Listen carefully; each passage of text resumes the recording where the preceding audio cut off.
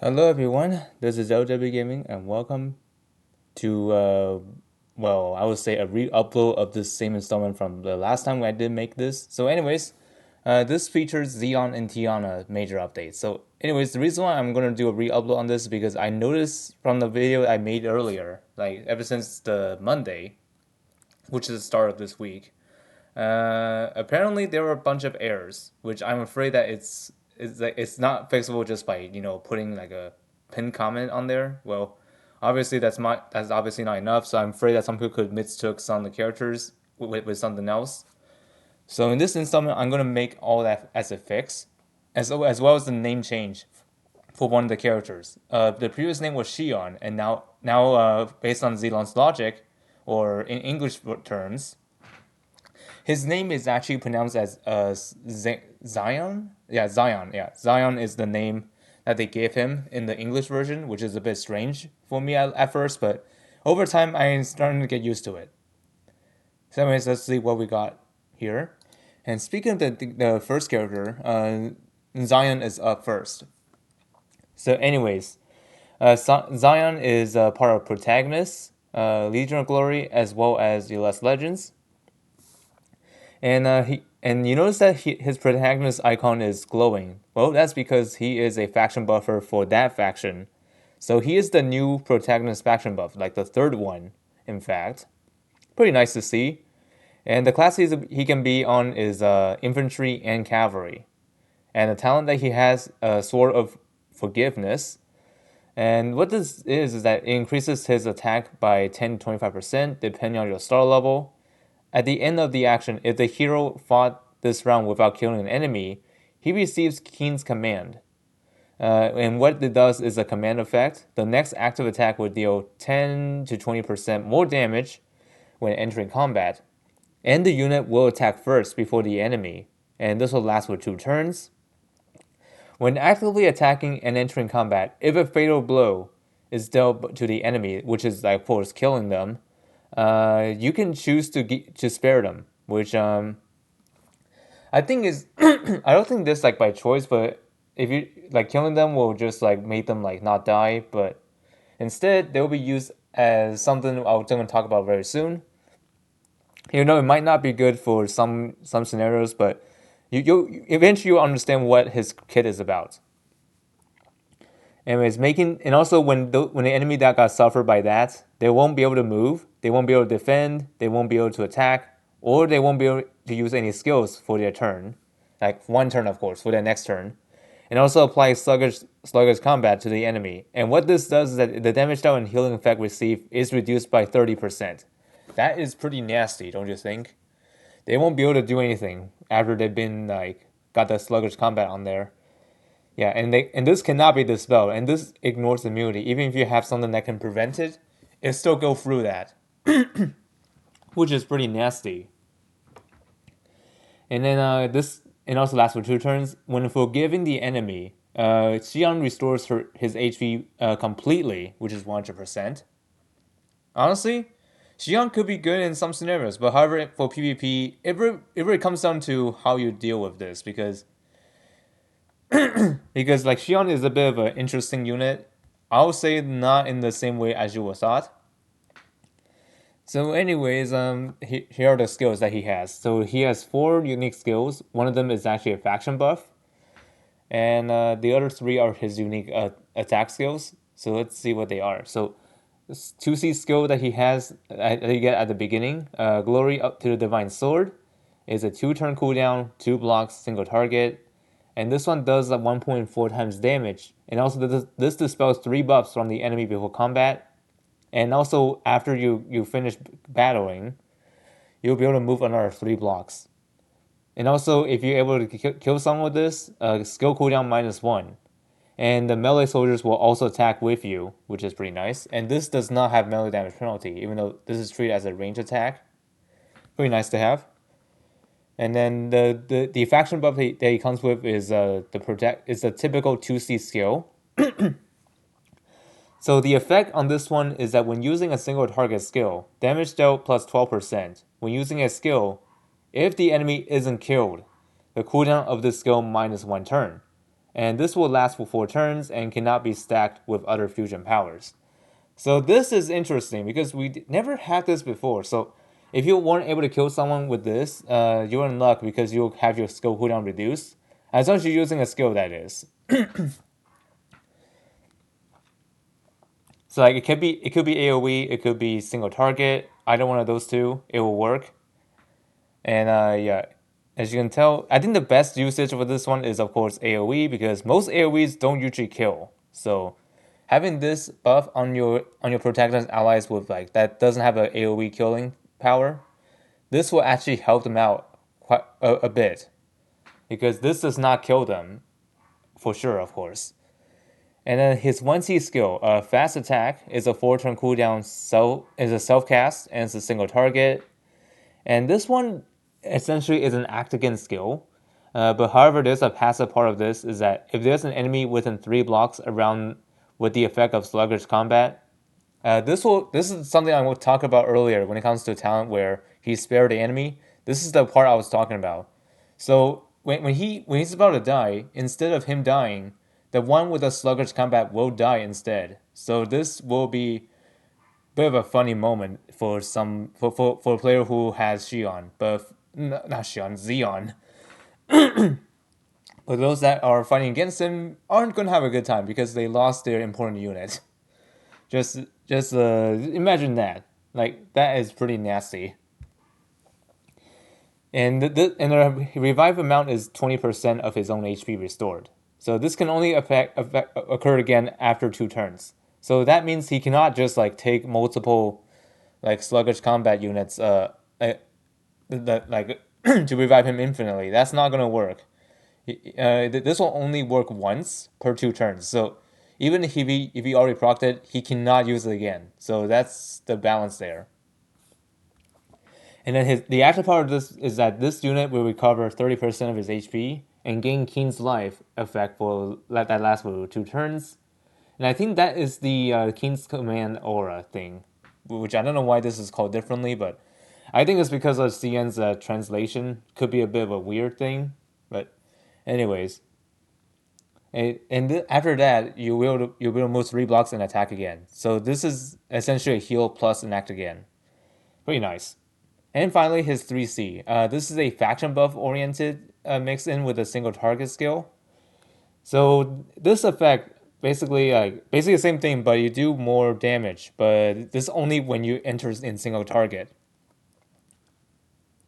So when entering combat, damage dealt plus 15%. When an enemy isn't killed by your skill, the skill's cooldown minus 1 turn, and this will last for 4 turns, and once again cannot be stacked with other fusion powers. So I gotta say, this is a single target focused, uh, some kind of thing, like mostly, of course, but AoE could also benefit this too, as long as you don't kill enemy with this.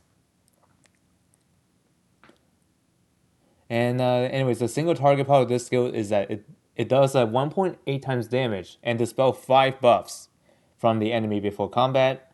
If at least 2 allies are killed, and he'll gain fate. And yeah, before combat. When actively entering combat, damage dealt plus 30% and will attack first before the enemy. When you receive Keen's life, which is the command aura, the duration of this effect plus 1 turn, and this will last for 2 turns and cannot be dispelled. If you fail to kill an enemy with this skill, you will be able to act again, which is pretty nice. And this can be activated again after 2 turns.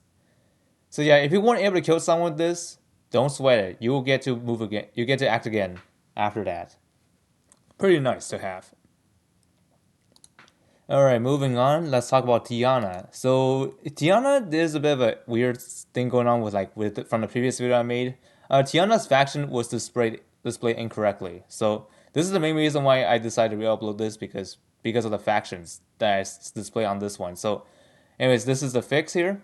So Tiana, she is part of Legion of Glory, Meteor Strike, and Ulysses Legends. Previously, she was displayed as protagonist, Meteor, and Ulysses, which is incorrect. So in this video, this potentially corrected it from my mistakes. So anyways, and then the class that she's part of is Lancer and Assassin.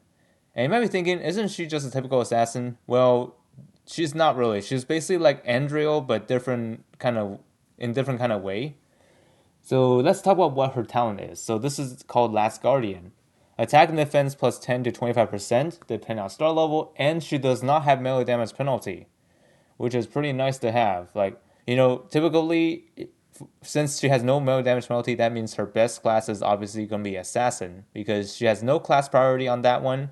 And secondly, she does not have to worry. She does not have to worry about reduced damage when melee combating, that kind of stuff.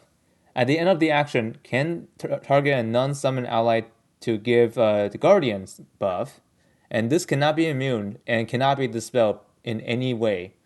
And also, when an ally with Guardian is within 3 blocks, whenever it makes a normal attack or is attacked by the enemy, Tiana will enter combat instead, which is pretty interesting because we don't have a character that does that. So, like for example, if you attack someone like as a Guardian, attack someone within Tiana's range, like 3 blocks, Tiana's gonna enter the battle for you instead of the unit that you use, which is somewhat we never seen before, which is interesting to see.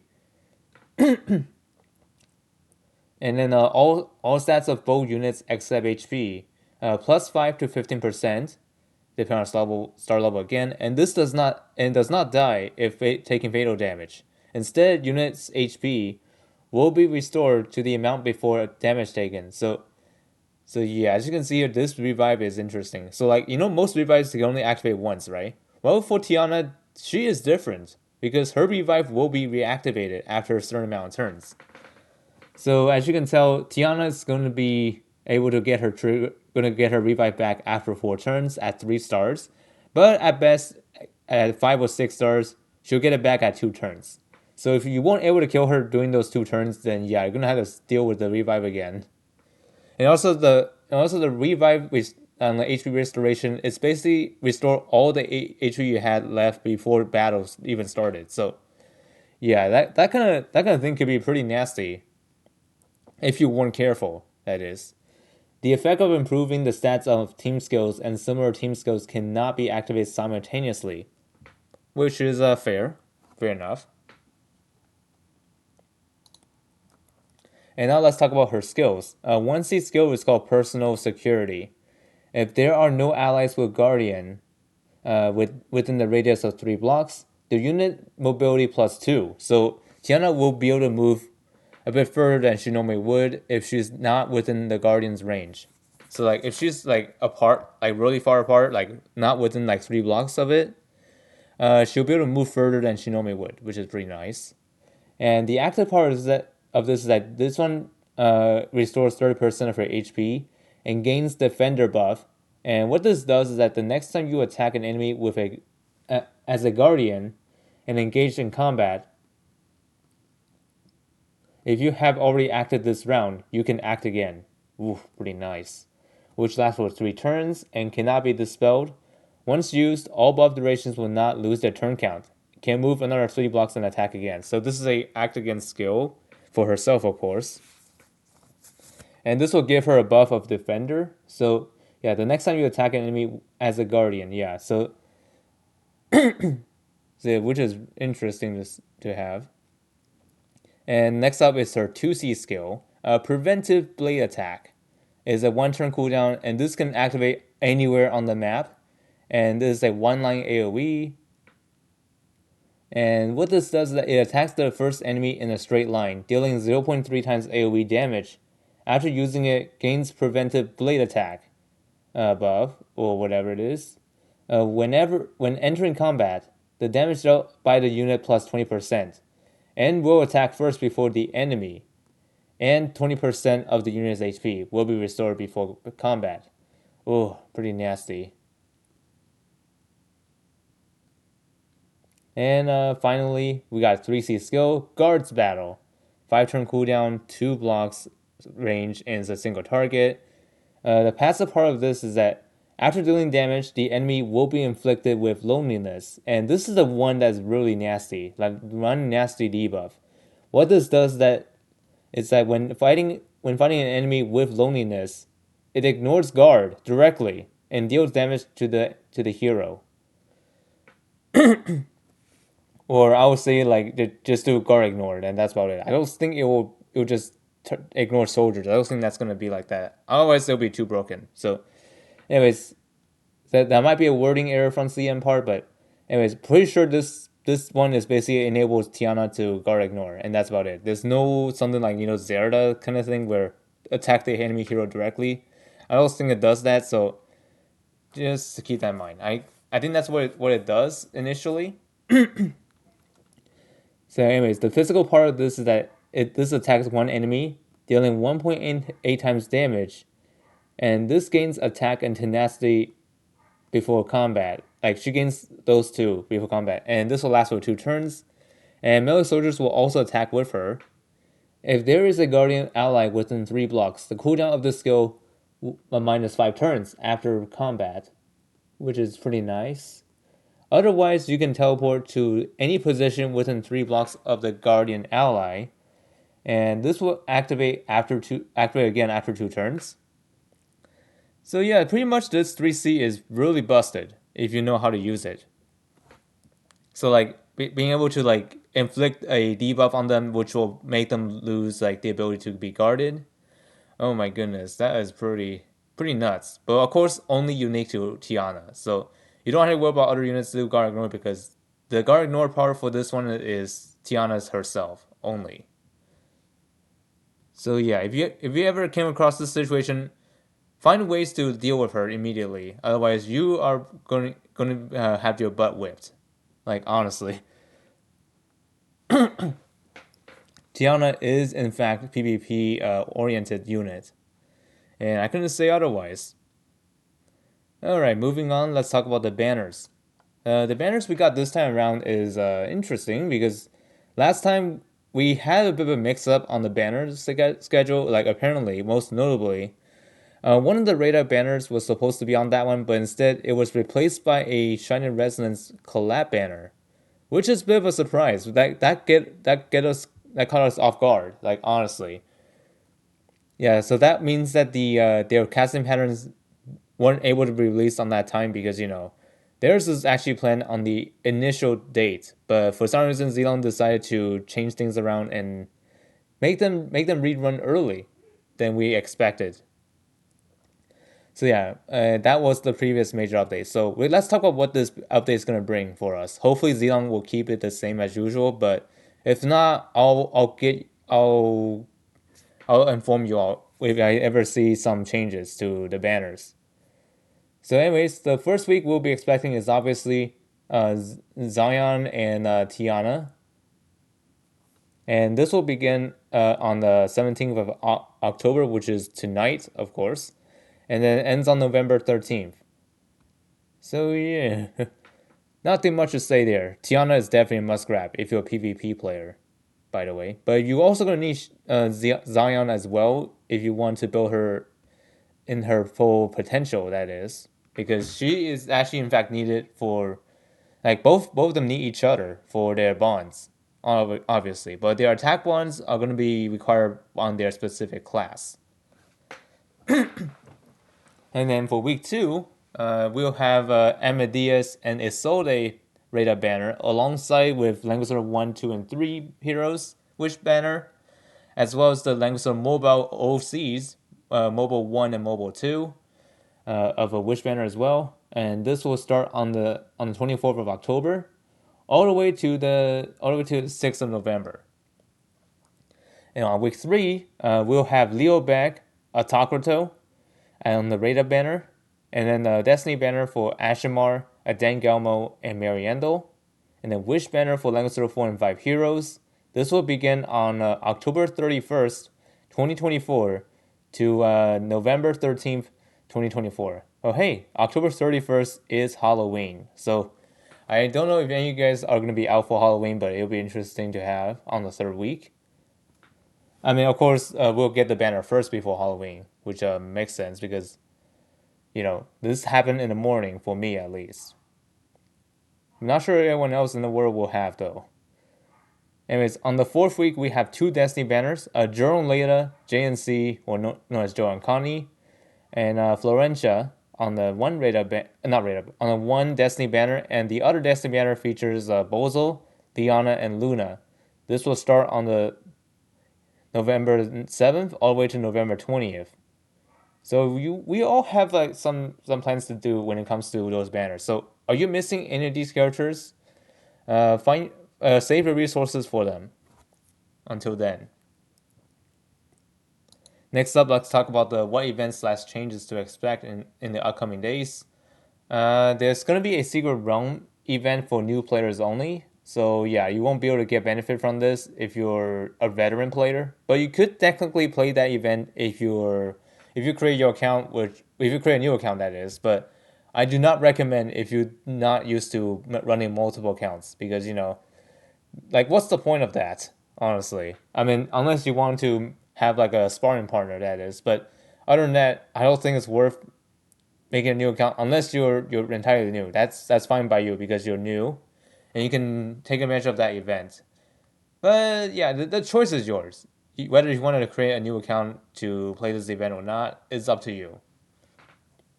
But for new players who are just starting out, I'm not saying you should not play. Just to let you know, but you should like take advantage of everything that you have, that the game has thrown at you, because eventually you need to benefit from resources you earn in the future.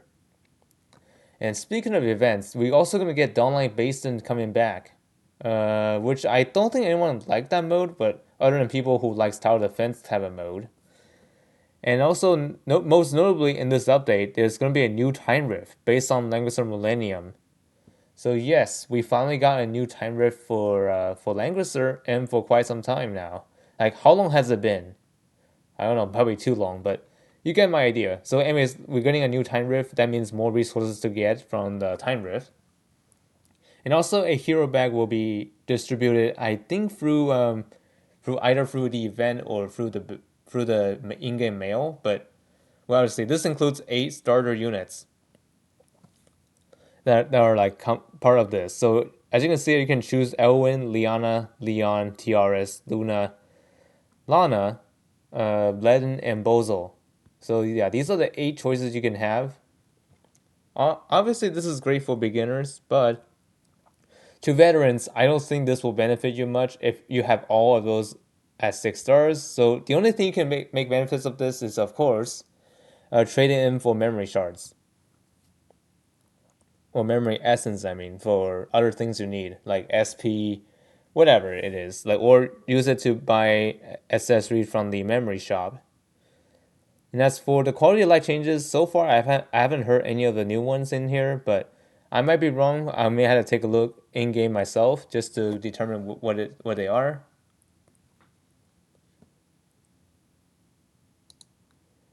All right, next up, let's talk about new confession and exclusive. So, anyways, the new confession we got this time is for gun, HP and defense plus 5%. Every time the Lone Wolf's Revenge is removed, self healing reduction minus 5%. And the Might of the Moonwolf gains additional effect. After ending action, Gun can choose to remove Might of the Moonwolf effect and gains Lone Wolf's Revenge effect.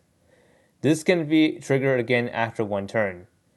So as you can see, this is pretty powerful gear, like powerful armor for him. So yeah, previously, in order for you to enter the revenge counterpart of him, he needs to die. But with this gear, you don't have to. You can just switch it at will. So which is pretty nice to have. I can imagine seeing more Gun out there now with this gear, but maybe it depends on who you're fighting against. And the new confession we got in this update is Celica. I'm not talking about Celica from Fire Emblem Echoes, by the way. I'm talking about Langrisser's Celica. Funny enough, that meme is still going on. I mean, first it was like, I think from Kong's She Just Summon video for Celica, but you get my idea. I still I still find it hilarious how Zilong decided to name this character Celica, even though another series named that one named it like that as well. And but funny enough, they both have red hair, which is pretty funny. Next up, we got new casting skills. We got one of them. We got Elwyn. This one basically, like as long as he has no allies within 2 blocks of him, and also when using his 3C skill, he'll have his attack range, not attack range. He'll have his attack stats increased by 30%. And after killing an enemy with this, he will trigger the fusion power effect from Eternal Glow passive effect. And not just that, the Eternal Glow for this one, if you activate it this way, the Empire Honored allies will gain this buff as well. Like, obviously, like, this is pretty strong based on what I'm hearing from this. But do you think it's PvP oriented? I do not think so, because in PvP, Elwyn really struggles, and I'm afraid this casting pattern doesn't really save him. So yeah, sorry, Elwyn fans.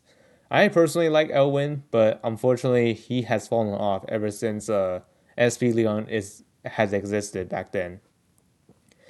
Although SP Leon also did get a fair share of, like, getting ditched. Yeah, those are the times that some units will have to go for the better units, which is just a sad reality.